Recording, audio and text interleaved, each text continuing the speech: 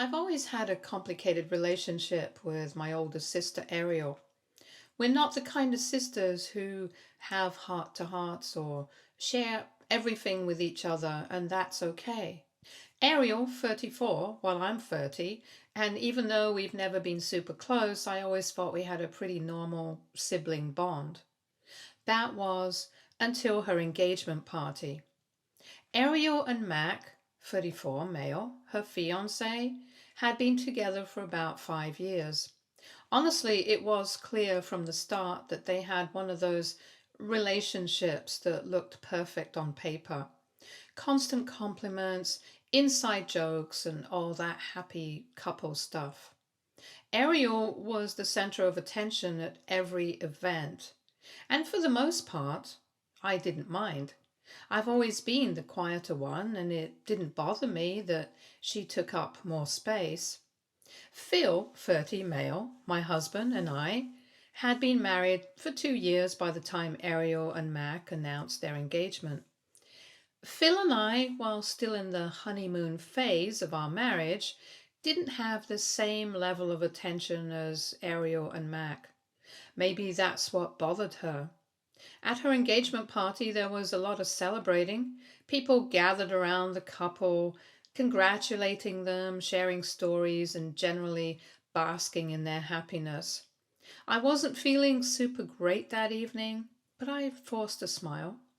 The tension between Ariel and me had been growing for a while, but I didn't think she would bring it up in front of everyone. The time came for the toast. Max stood up first, thanked everyone for coming, and then gestured for Ariel to speak. I knew she was going to make it all about how lucky she was, how great Mac was, but what happened next still shocked me. Ariel stood up with her glass in hand and took a deep breath, letting the crowd quiet down. She started off like I expected, talking about how lucky she was to have found someone like Mac, how much she adored him, and how their love story was something straight out of a romance novel. Everyone was nodding along, clapping here and there, clearly into it, but then she shifted gears. She made a comment about how finding the right person to marry isn't always easy. She looked directly at me as she said this, and I could feel the change in the air. At first, I thought she was going to say something nice about me, like maybe how my marriage to Phil was also something to be proud of. Instead, she did the complete opposite. Ariel casually mentioned how she'd watched me struggle with my relationship for years. She said it in a joking tone, but it was clear she wasn't kidding. The room got quiet and I could feel the heat creeping up my neck. Ariel then went on to say how lucky I was to have Phil tolerate me. She emphasized that he was the kind of person who would put up with anything, and she just couldn't understand why anyone would settle for someone like me. My stomach dropped. I wanted to shrink into the floor, but I couldn't. I knew it wasn't just a random comment. Ariel had been taking little digs at my marriage for a while, but I never expected her to go so far in front of everyone. I tried to keep my expression neutral, but I could tell that the tension was thick in the air. People around me shuffled uncomfortably, and I saw Mac's face fall a little, though he didn't say anything. Ariel's smile widened as she turned back to Mac, saying that he was lucky to have found someone who truly adored him and would always put him first. She said it like she was talking about herself, as if she was the perfect wife. It was a slap in the face, especially when she claimed Mac had hit the jackpot with her. By this point, I was just staring at my glass. My hands were shaking, and I couldn't bring myself to look at Phil. He was sitting next to me, his hand resting on my knee, but I couldn't focus on anything other than Ariel's words. She had completely humiliated me. The room felt suffocating. People awkwardly clinked their glasses, pretending everything was fine. I couldn't shake the feeling that everyone could see what Ariel was doing, that they all knew exactly who the target of her comments was. I wasn't sure if they were uncomfortable because they saw what she was doing or if they just didn't know how to react. Ariel finished her toast by saying something like, "Here's to finding someone who loves you for who you are, flaws and all, and to Mac, who somehow managed to love me even more than I love myself." She raised her glass, and people half-heartedly cheered. I couldn't bring myself to join in. I just stared at my wine, wondering how it had come to this. Phil and I had always kept certain things private, especially when it came to family. Over the years, we had helped Ariel and Mac more than I cared to admit. Though we had done so quietly, without asking for anything in return, this was our choice, and we had always kept it between us. But after Ariel's toast, something inside Phil snapped. He had been sitting there holding back, probably feeling as hurt and frustrated as I was, but now he stood up. The room went silent as he cleared his throat. I immediately felt a lump in my throat and a chill go down my spine. I wasn't sure what he was about to do, but I knew it wasn't going to be good. Phil took a deep breath and started speaking. His voice was calm, but it carried a certain weight that demanded attention. He began by saying how much he valued family and how he was thankful to be part of the celebration. At first, I thought he was just going to give a standard toast, maybe even make a joke to lighten the mood, but as his words continued, I could feel the tension building. He spoke about how important it was to support one another in relationships and how, for the past few years, we had been quietly supporting Ariel and Mac. At first, I thought maybe he was going to reference some small financial help we had given them, but then he continued. He mentioned how, over the years, we had helped them pay for rent, living expenses, and even some other major purchases. I could feel my stomach drop as he went into detail. He even casually mentioned how the engagement ring Ariel had was in fact sponsored by us, because Mac couldn't afford it. I could feel my face turning red, and I could see the look of shock spread across Ariel's face as she realized what was happening. There was a stunned silence before the murmurs started, but I couldn't bring myself to look at anyone. I felt embarrassed, humiliated, and honestly betrayed in a whole new way. I never thought Phil would bring this up, at least not in front of the entire party. Phil didn't stop there. He went on explaining how we had been supporting them because we wanted to see them succeed. We had done it out of love, not to control or manipulate them, but simply because we believed in them. But at that moment, as he stood there revealing all of it, I realized that our quiet acts of kindness had been used as a backdrop for Ariel's cruel toast. The room was quiet, with people exchanging glances, unsure of how to react. Ariel's face had gone pale, and she shifted uncomfortably in her seat. Mac, on the other hand, had his hand on his face, looking like he didn't know where to look. Some guests awkwardly chuckled, while others seemed stunned, unsure if they should even respond. The mood was now completely different. It had shifted from a light-hearted celebration to something entirely more awkward and uncomfortable. As Phil wrapped up his impromptu toast, he simply looked around the room, gave a short nod, and sat back down. It wasn't so much the words he said, but the fact that he had just dropped a bombshell in front of everyone. I could see Ariel's fingers trembling as she reached for her glass, her face flushed with anger. She didn't even acknowledge Phil's toast or look at me. Instead, she turned to Mac and began whispering something to him, her eyes darting around the room as if she could sense the judgment in the air. I couldn't tell if she was embarrassed or furious, but I knew it was bad. As soon as the toast ended, there was an awkward silence. People tried to go back to their conversations, but the energy in the room had changed. It was as if no one knew how to move forward from here.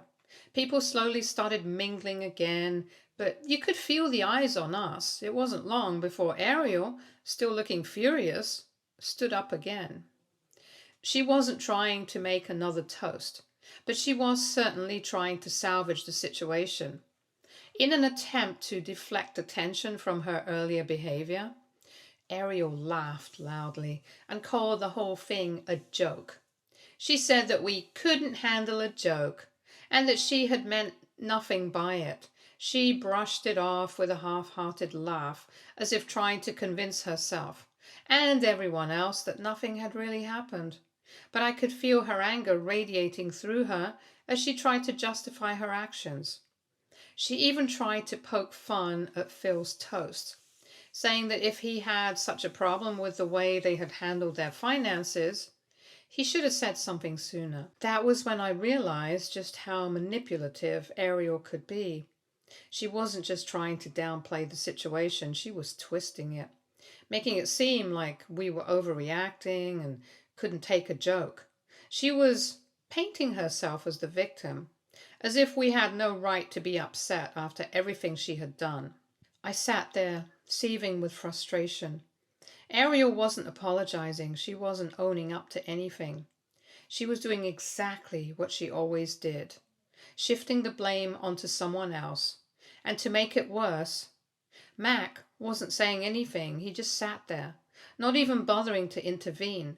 His silence was louder than anything he could have said.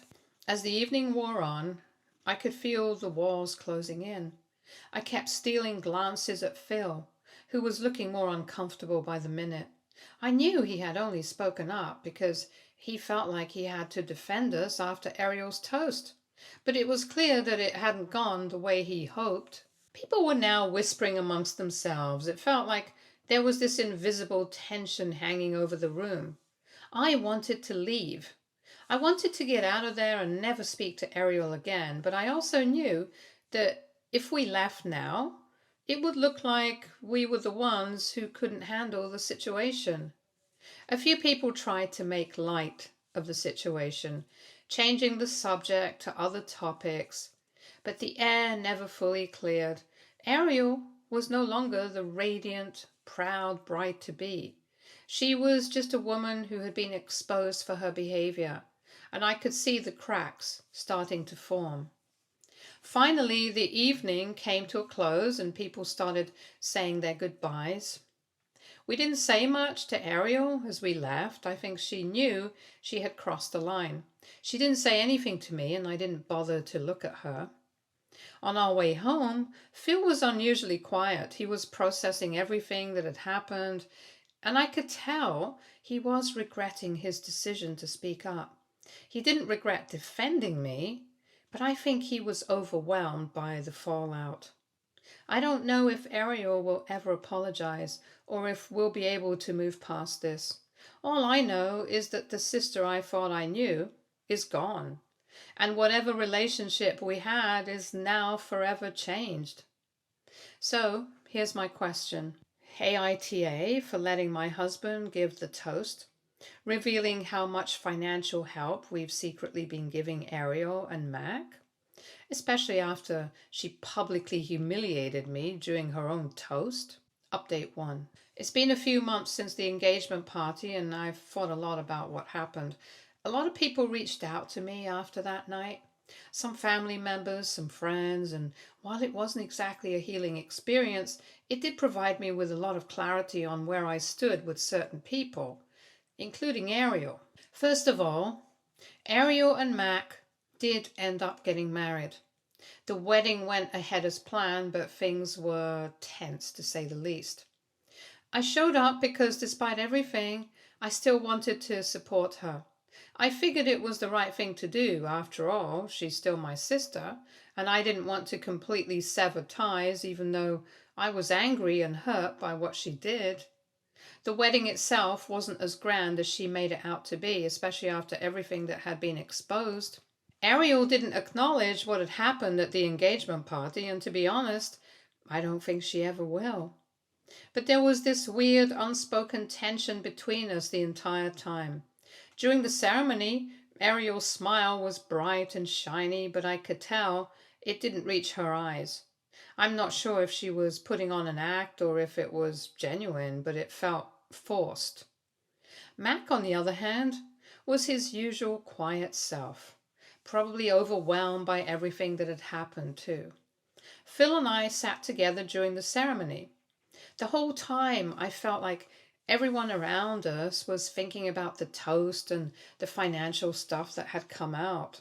I had people approach me during the reception, either to tell me how brave I was for standing up to Ariel or to awkwardly try to make conversation about the whole thing. It was exhausting, honestly. Ariel kept avoiding me and barely acknowledged me during the reception. She made small talk with everyone but me, and when she did look in my direction, it was like she was trying to act as if nothing had happened. I didn't press her on anything. I had no desire to argue, but it was clear that we were no longer the sisters we once were. By the time the reception was winding down, there was no real closure. I gave Ariel a quick hug, partly out of obligation and partly because I still wanted to be there for her. But the hug felt stiff, like neither of us knew how to act in the moment. The whole day just felt off. After the wedding, things between Ariel and me stayed distant. I didn't hear from her for a while, but I didn't reach out either. In the weeks following, we avoided each other at family gatherings.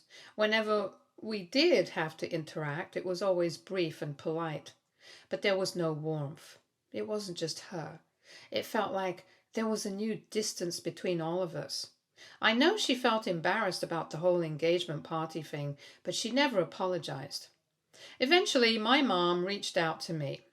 She had been talking to Ariel and wanted to know if we could move past this for the sake of the family. I was honest with her, telling her that I wasn't sure if I could just move on from how things went down. My mom didn't take sides, but she admitted that she wished things hadn't played out this way. Ariel had a lot of pride, and I think that was the root of her refusal to apologize. A few weeks ago, my mom called me and said Ariel had made a half-hearted attempt to make things right by sending me a message, but it felt more like an obligation than an apology. She basically said, "I know things have been weird between us and I just want to move forward." I didn't know how to respond. It didn't feel sincere. I ended up just texting her back with a simple, "I appreciate that, but we'll see how things go." I'm not sure if I'm ready to let things go, not without a real apology, especially after everything that's happened. Phil and I have moved on from the situation in our own way. We haven't spoken much about Ariel's behavior or what happened at the engagement party. It's been a bit of a relief, honestly. We're both focused on our life together, and while I'd like things to get better with my sister, I'm not sure if that's going to happen anytime soon. Update 2. It's been a couple of months since my last update, and honestly, things have spiraled in ways I didn't expect. I was hoping that things would settle down and that Ariel and I could eventually repair our relationship, but it's become clear that she's not really interested in that, at least not in a genuine way. So here's how things went down. A couple of weeks ago, there was a family gathering at my mom's house. It was just a casual dinner, nothing big, but enough for everyone to be there. Everyone but Ariel, of course. She hadn't responded to any of my mom's invitations, and I knew she had been avoiding us. My mom seemed pretty upset about it. She kept saying, "Ariel just needs time," but even I could tell she was frustrated. Still, I didn't push. Then, out of nowhere, I got a call from my aunt who lives out of state. She had been talking to Ariel's in-laws, and she said that Ariel had told them that I was spreading rumors about her, including the stuff with the ring and our financial help. She claimed I had made things public at the wedding and had tried to ruin her engagement. I was floored. I had no idea where this was coming from. I mean, yes, I did make the ring situation known at the engagement party, but that was after she roasted my marriage in front of everyone. I felt justified, especially because we'd been helping her out in secret for a while. But for her to spin this narrative to everyone, especially to people outside the immediate family, that was next level. Naturally, I was angry. I wasn't just mad at Ariel, but also at my mom and other family members who had been in the dark about everything. It was like all the tension I had been suppressing finally exploded. I didn't want to drag anyone into this mess, but I couldn't stay quiet. Phil and I decided we'd confront Ariel directly. It wasn't something I wanted to do, but at this point, there was too much going on to keep pretending that everything was fine. We drove over to her house, and when we knocked, her fiancé answered. He looked at us with a mix of confusion and caution. I don't think he knew what was going on either. I could see the awkwardness in his face as we asked to speak with Ariel. When she finally came out, her eyes were bloodshot like she had been crying, but it didn't feel like the kind of crying that comes from regret. It felt like the kind of crying that comes from frustration, like she was caught in some twisted web of her own making. I knew we were about to have a very uncomfortable conversation. We didn't even have time to say much before Ariel started with her defense. She told us how hurt she was by everything we had done, that she felt humiliated by me and Phil revealing the truth about the engagement ring and our financial contributions. She claimed I was trying to destroy her life and ruin her relationship with Mac. It was all a blur of accusations and victimhood. It wasn't just the ring situation she was upset about. She brought up the engagement party incident again.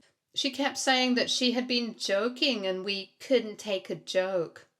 By that point, I was furious. I tried to stay calm, but her words just felt like gasoline on a fire. I told her she needed to take responsibility for her actions and stop turning this into something that was all about her. I reminded her that we had always been there for her financially and emotionally, and this was how she repaid us. The conversation spiraled into yelling. She accused me of making her look bad and being jealous of her life. And then the kicker, she said that I had been the one who ruined our relationship and that I was too sensitive and couldn't handle a little tough love from her. Phil, who had been quiet up until that point, stood up and said enough was enough. He told her that she needed to stop with the lies and excuses, that we had been nothing but supportive, and if she didn't stop trying to manipulate everyone around her, she'd end up losing more than just us. He made it clear that we weren't going to keep quiet about the truth, especially when she was spreading lies about us to other people. There was a moment of silence. Ariel looked like she didn't know how to respond. Then, as if she'd been waiting for a chance to say something, she just snapped. She said she was done with us, that this whole thing had been blown out of proportion and she didn't need fake family members trying to control her life. In a final dramatic gesture, she stormed off, leaving Phil and me standing there completely stunned. Her fiancé didn't even try to stop her. He just muttered something about how he wasn't sure how to handle this anymore. I don't think he was used to Ariel acting like this, and it was clear to me that he had no clue how to make things right. We left her house without saying another word, and on the way home, I couldn't shake the feeling of disbelief. I had always known Ariel was prideful, but this was something else. She wasn't even willing to acknowledge her mistakes. She wasn't looking for reconciliation. She was just trying to paint herself as the victim in all of this, and it was exhausting. Since then, I haven't heard from her. I don't think she'll ever reach out to apologize or admit she was wrong. I'm not even sure if I care anymore. At this point, I just want to focus on my own family and move forward. Phil and I are good. We found our peace, and that's what matters most to me. I'm still processing everything that happened. I'm hurt, I'm angry, and I'm disappointed.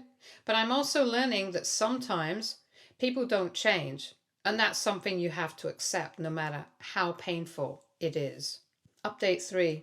It's been a few months since I last posted, and I've been hesitant to update because I wasn't sure what the future held. Things have taken a turn that I honestly didn't expect. I never imagined it would end up this way, but here we are. After the confrontation with Ariel and the complete fallout from that night, I thought I was finally done. I thought I'd accepted that things with her were beyond repair and that I was better off focusing on my own life and family. But that didn't last long. A few weeks after our blow up, I received an unexpected message from a mutual family friend who had been in contact with Ariel.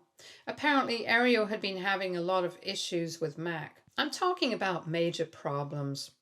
The kind that makes you question everything. According to this friend, Ariel was deeply unhappy in her marriage but too proud to admit it. And she had been venting about it constantly.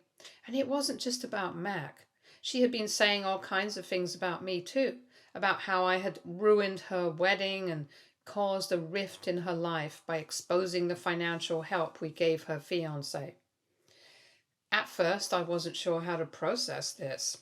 It felt like she was still holding on to this narrative that I had somehow done something wrong. She turned the whole situation into a story where she was the victim and I was the villain. But that wasn't the most shocking part. It turns out that Ariel and Mac were having serious issues in their marriage. Apparently, Ariel had been hiding things from him, and he found out about some of her behavior after the wedding.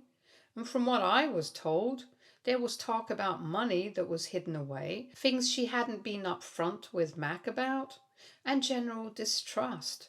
It wasn't a clean breakup, but it was heading there. Mac was apparently at his breaking point. And then, out of the blue, Ariel decided she was going to reach out to me. I didn't want to engage, I really didn't, but part of me was curious. Curious to see what she would say. It didn't take long for her to send me a message. It was different. She admitted that her marriage was falling apart and that she was struggling with everything. And for the first time, she apologized. Not directly for the engagement party incident, but she acknowledged that she'd been a jerk to me. She said that she had been under a lot of stress, but she wasn't trying to justify her actions. She even said that she missed having a sister in her life. I was taken aback. This wasn't the Ariel I knew. I don't know if it was genuine or if she was just desperate, but it didn't sit right with me. After everything that had happened, I wasn't sure if I could just forgive her. I spoke to Phil about it. He was very clear that he didn't trust Ariel anymore. He didn't think she was genuinely sorry and reminded me of all the ways she had undermined us. He said, "She's only coming to you now because her world's falling apart." And that made sense to me.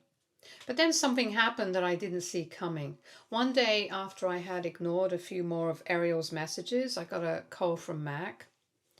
He was furious. Apparently, Ariel had been telling him things that weren't true about me and about what happened at the wedding.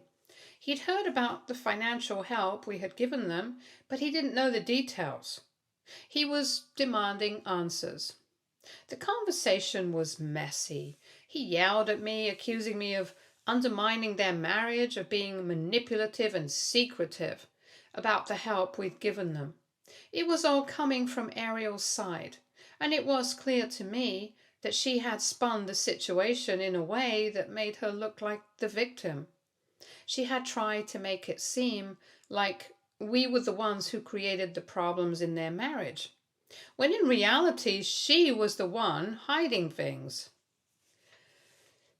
That's when the truth finally came out. He was done with Ariel.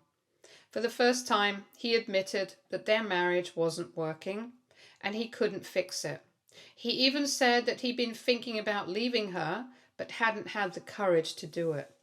The fallout from that phone call was nothing short of dramatic. A few days later, Ariel reached out to me once again, asking if I could meet up with her.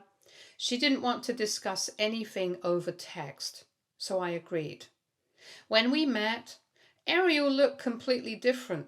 She told me about her struggles with Mac, how things had unraveled, how she didn't know what she was doing anymore. She cried. She admitted that she had been selfish, that she had pushed me away for no reason. And for the first time, I saw genuine remorse. It wasn't just an apology because things weren't going her way. It was real. But by that point, I had already moved on. I didn't want to be dragged back into her mess. I couldn't. I told her that I needed time, that maybe we could work on things eventually, but I wasn't ready to forgive everything that had happened. It wasn't going to be easy. Since then, I've been keeping my distance. I'm not angry anymore, I'm just exhausted. Ariel has tried reaching out a few times, but I've been honest with her about where I stand. I'm not going to open that door for her just because she's having a hard time. I've been through too much to let her manipulate me again. So here we are. I'm in a good place with Phil. Our marriage is solid, and I'm focusing on the things that matter most to me. Stay tuned for more stories from our girl relationships.